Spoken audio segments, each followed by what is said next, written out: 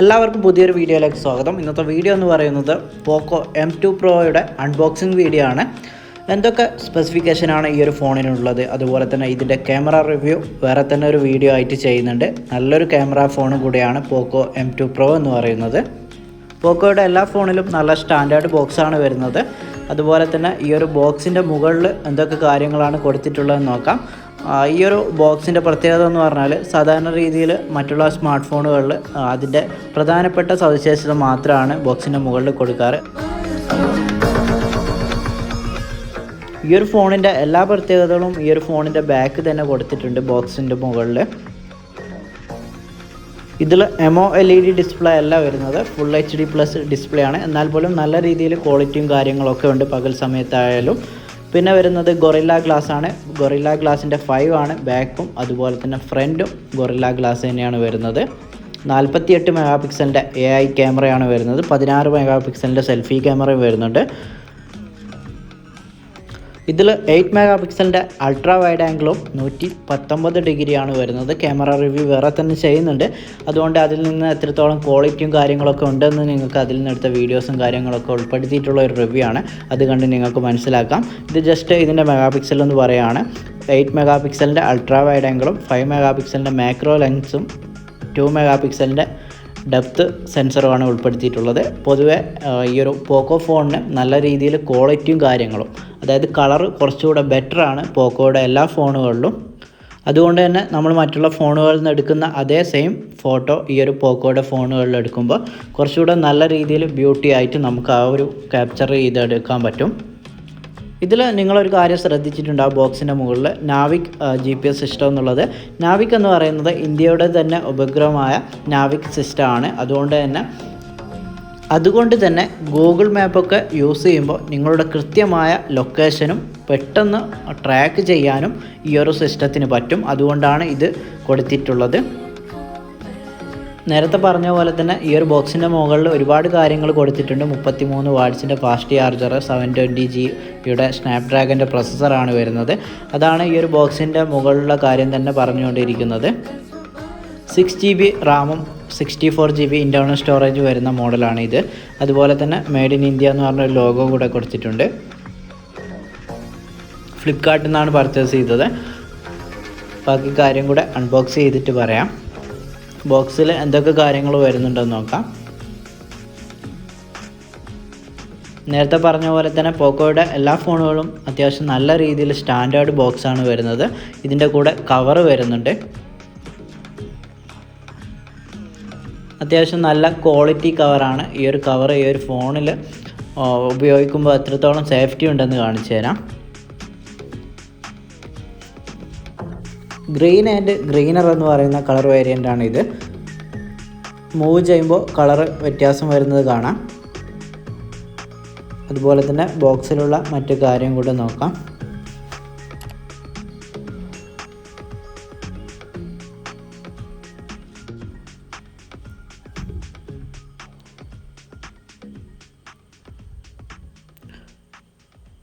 USB-C ടൈപ്പാണ്. Fast charger ആകുമ്പോൾ എന്തായാലും C ടൈപ്പ് തന്നെയാണ് വരിക. അതുപോലെ തന്നെ പോക്കോ, റിയൽമി ഇതിൻ്റെയൊക്കെ കേബിളുകൾ തിരിച്ചറിയാൻ വേണ്ടി നമുക്ക് ഇതിൻ്റെ ഉള്ളിലുള്ള കളർ നോക്കിയാൽ മതി. റിയൽമി ആണെങ്കിൽ ഒരു യെല്ലോ കളറാണ് ഉണ്ടാവുക, പോക്കോ ആണെങ്കിൽ ഈ ഒരു റെഡ് പോലെയുള്ള കളറാണ് വരിക. ഈ ഒരു ചാർജർ എന്ന് പറയുന്നത് 33 വാട്ട്സിൻ്റെ ഫാസ്റ്റ് ചാർജിങ് ആണ് ഈ ഒരു കമ്പനി അവകാശപ്പെടുന്നത്.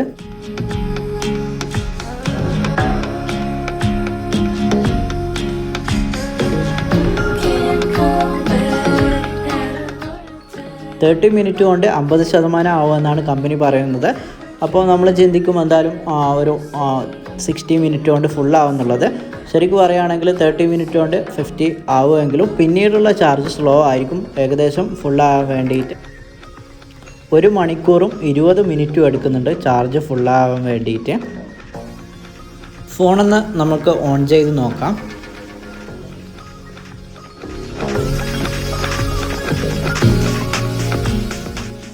ഇതിൻ്റെ ഡിസൈൻ ഒന്ന് നോക്കാം. ഏറ്റവും താഴെ ആയിട്ടാണ് ഇയർഫോൺ ജാക്കും Type-C ഫാസ്റ്റ് ചാർജിങ്ങിൻ്റെ പോർട്ടും സ്പീക്കറും വരുന്നത്. അത്യാവശ്യം നല്ല രീതിയിൽ തന്നെ ഡിസൈൻ ചെയ്ത് വെച്ചതാണ്.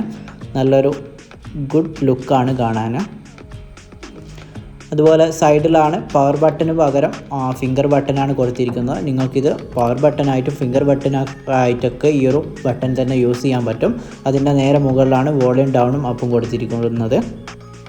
ഇതിൽ നിങ്ങൾ പവർ ബട്ടൺ പ്രസ് ചെയ്യണമെന്നില്ല. ഇത് ഫിംഗർ ബട്ടൺ ആയതുകൊണ്ട് തന്നെ ഫിംഗർ സെറ്റ് ചെയ്ത് വെച്ചാൽ ഒന്ന് നിങ്ങൾ ടച്ച് ചെയ്താൽ മതി. അതുപോലെ തന്നെ മുകൾ ഭാഗത്ത് വരുവാണെങ്കിൽ IR സെൻസർ കൊടുത്തിട്ടുണ്ട്. അതുകൊണ്ട് തന്നെ നിങ്ങൾക്ക് റിമോട്ട് കൺട്രോൾ ചെയ്യുന്ന എല്ലാ ഉപകരണവും ഈ ഒരു ഫോൺ വെച്ച് കൺട്രോൾ ചെയ്യാൻ പറ്റും.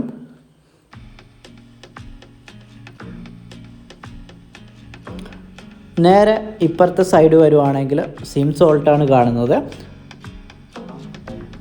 ഒരേ ടൈമിൽ 2 സിമ്മും അതുപോലെ മെമ്മറി യൂസ് ചെയ്യാൻ പറ്റും. മെമ്മറിയുടെ മാക്സിമം കപ്പാസിറ്റി എന്ന് പറയുന്നത് 512 GB വരെ സപ്പോർട്ട് ചെയ്യും. ഇതിൻ്റെ ഗ്ലാസ് എന്ന് പറയുന്നത് കർവ് ഡിസൈൻ ആയതുകൊണ്ട് തന്നെ നിങ്ങൾക്ക് മനസ്സിലാവുന്നുണ്ടാവും ട്രിപ്പിൾ ഗൊറില്ല ഗ്ലാസ് 5ൻ്റെ പ്രൊട്ടക്ഷനാണ് എന്നാണ് കമ്പനി പറയുന്നത്.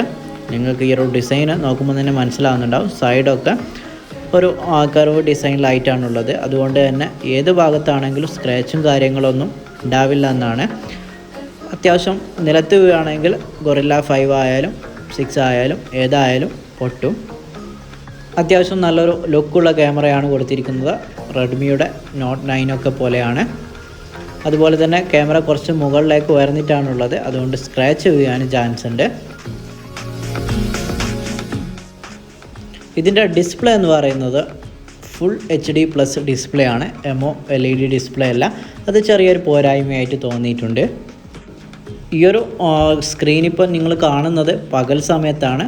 ചില ടൈമിൽ നല്ല രീതിയിൽ വെയിലൊക്കെ അടിക്കുമ്പോൾ ഡിസ്പ്ലേക്ക് ചെറിയ പ്രശ്നങ്ങൾ വരുന്നുണ്ട്. അതുകൊണ്ട് തന്നെ LED ഡിസ്പ്ലേ ആണെങ്കിൽ ആ ഒരു പ്രശ്നങ്ങളൊന്നും ഉണ്ടാവില്ല.